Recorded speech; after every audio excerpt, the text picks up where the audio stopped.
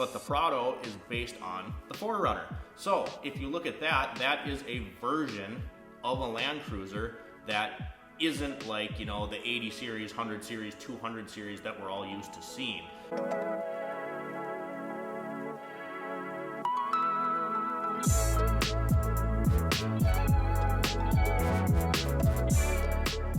So, it's just been announced that Toyota released a new version of the Land Cruiser. That's right, here in the States, 2024 Land Cruiser. It's gonna come in a couple different trims and a couple different variations. It's a lot different than the outgoing 200 series that we got. Of course, the Land Cruiser did have a 300 series, but it was a very weird, limited market for something that's always really been a global vehicle in some sort of capacity. So today we're just going to go over my background with Toyota, what I think of this new one. Obviously I don't have one right now to try out. We'll talk about that later. We might be able to work something out once we get them here in the States, which unfortunately sounds like it's going to be spring of 2024. So I just wanted to go over my thoughts and opinions on the new Land Cruiser, tell you what I think, give some early predictions as far as, you know, any issues that might pop up or how it's going to be received by the public. For multiple decades, the Land Cruiser has been so many different things while simultaneously being the exact same thing and doing the same thing really well. So let's dive into it.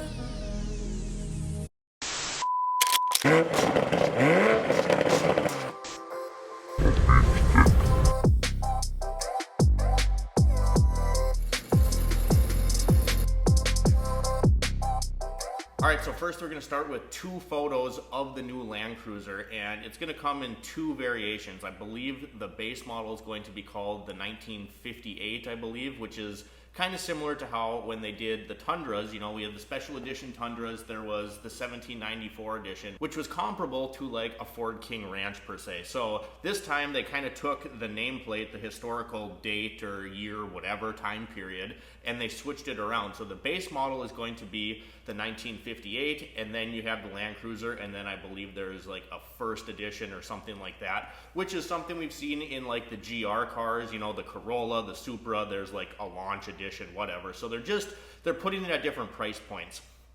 And the first thing you'll notice is that the base model comes with these round headlights, and then the upper level Land Cruiser comes with more of a squared off headlight assembly. So the front ends are different. If you look back at the rear quarter panel and you kind of look at this top edge of the car, like where the rear window, the top corner of that there, where the roof meets the back hatch, it reminds me a lot of the 80 series Land Cruisers that my father has. So Land Cruisers are really nothing new to me, you guys. I spent basically my whole life in a Land Cruiser in some way, shape, or form. My parents actually have 3 cruisers. They have 2 80 series Land Cruisers, which is the 90s version with the inline 6, which is an absolutely legendary motor.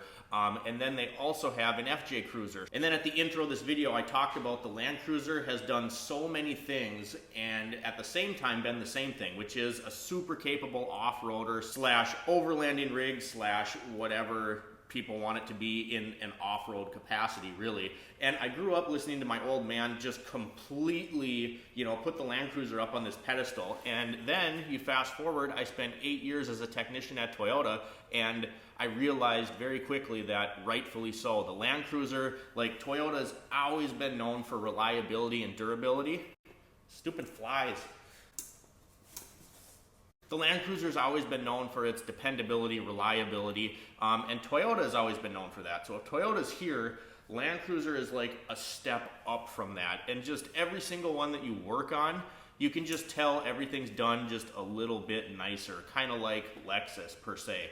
And the Land Cruisers last a long time. I'm 28 years old right now, and when I was a kid, like 5 or 6 years old, my dad bought his first FJ80 from his boss, and then a few years later he traded his Toyota pickup, got another FJ80 from his boss.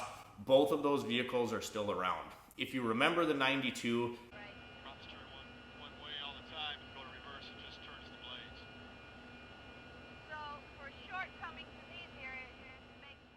that's the one that we did this monster liner paint job on, turned out really well. actually holding up really well. I think that paint job is about 8 years old at this point in time.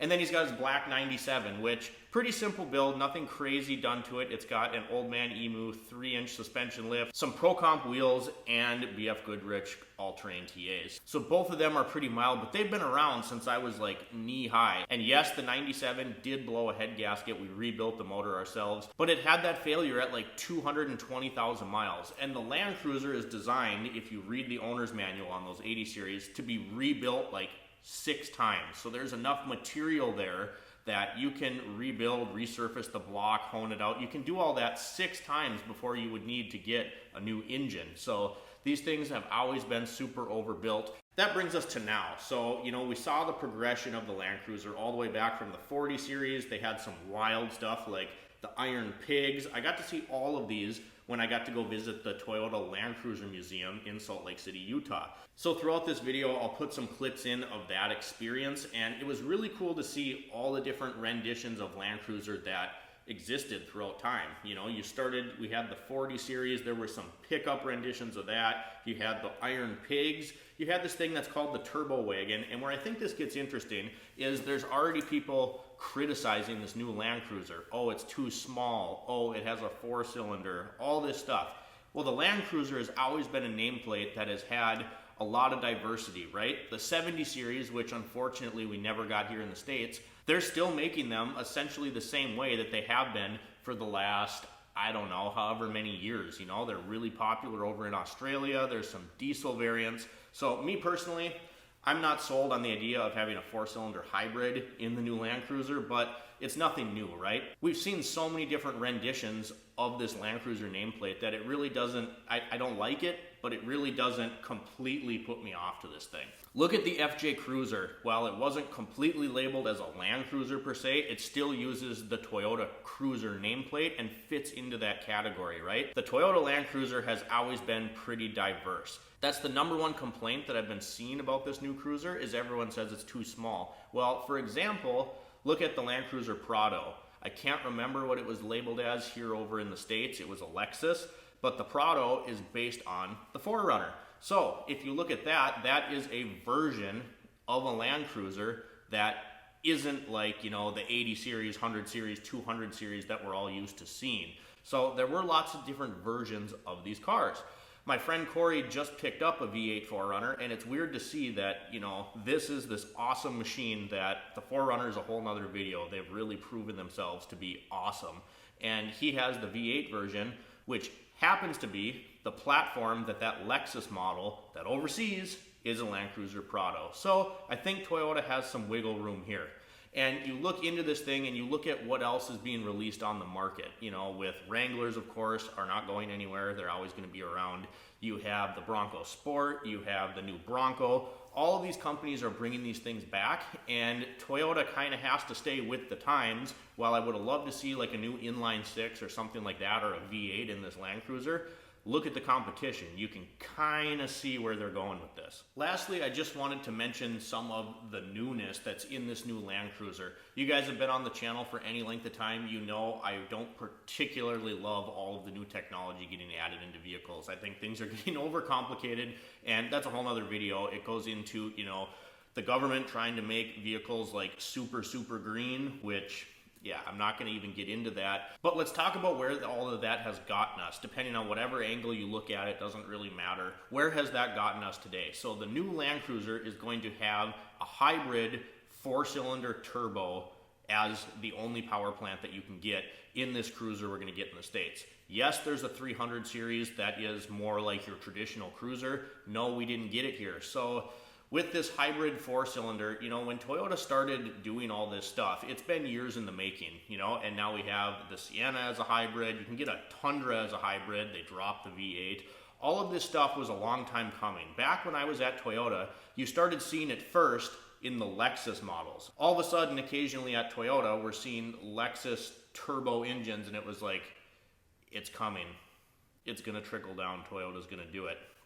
And I'm not saying there's anything wrong with turboed engines. It's just you're adding complexity to a motor. Anytime you take a motor or a power plant and you make it smaller and then you cram a bunch of forced air in it, It's more moving parts, it's more complicated, and you're gonna shorten the life of whatever that is. My first thought was though, okay, you know, Ford's done the EcoBoost stuff, and it's awesome stuff until it starts having issues. We just did the turbo in the shop not that long ago on that Explorer. We did a manifold / catalytic converter on a Ford Escape, I believe. So there's just more to go wrong, and these things are gonna happen. My first thought though was Toyota reliability and dependability, and I was like, if anybody can do this right, it's going to be Toyota. You know, Ford's done all this EcoBoost stuff, Toyota's kind of sitting back here watching, and I thought for sure that they were gonna come out of the gate and this stuff was gonna be fantastic. I still have ties to my old Toyota dealership. I get a lot of my Toyota parts through them, and they've been having issues with these twin turbo Tundras. There's been a lot of bearing failures, complete engine failures, you know, I've seen it all. And I was kind of surprised by that. I was like, okay, I thought Toyota would be the one to figure this out. Now, backtracking a little bit, I always say you never want to buy the first model year of a vehicle because they got bugs to work out, right? I didn't think Toyota would have as many bugs to work out as they have on some of these newer models, but at the same time, Toyota was under a bunch of scrutiny for being behind the times. And then again, with all of this new green technology, movement, whatever, getting pushed so hard, I think they were like, okay, we just got to do it, you know? And so that translates into this new LandCruiser. You get this 4-cylinder turbo hybrid, and I'm not the biggest fan of that, and my mind instantly goes to, if this is something I'm supposed to be off-roading with, why do I want to deal with additional wire harnesses, batteries, stuff like this? That's all, you know, it's all electronic stuff, and that doesn't like getting wet. It don't like getting dirty. So funny story is that when I was at Toyota, a lot of the rural mail carriers had Priuses. Makes sense, right? They got lots of capacity with the hatch, and they also get really good fuel mileage. You don't know how many of those things we tore the floors out of and just had to blow gravel dust off the batteries because they were having problems overheating. The cooling fans for the batteries were getting clogged up. So those two things don't really like each other. Lots of electronics and getting dirty and being out in the elements. So again, I still have faith. I think if anybody is going to do that correctly, it would be Toyota, and I hope they have that figured out. I'm still holding out, hoping that, you know, maybe someday we'll get the 300 series over here as well, you know, like the traditional LandCruiser that we've all come to know. But again, I don't think this is a bad play by Toyota at all. I can't wait. I'm going to try to talk to my connections back at the dealership when we get one to do a video, and obviously by then all the other channels have already reviewed it, all the people that can get their hands on them right now. But I'd still like to do it. You know, I'd like to check it out. So overall, I'm excited to see what the new LandCruiser is and what people are going to do with it, even though I'm not the biggest fan of all the technology, but it's 2023 and we just kind of have to deal with it. So guys, what do you think of the new LandCruiser? That's about all I had for you today. It wasn't going to be like an in-depth tour or anything. I just wanted to go over a few of the things that I noticed, things that I like, things that I think may cause some issues, you know. I'm just excited that we're getting one back, really. I think it looks really cool, and I don't think that Toyota would put something out that's going to tarnish the LandCruiser's legacy.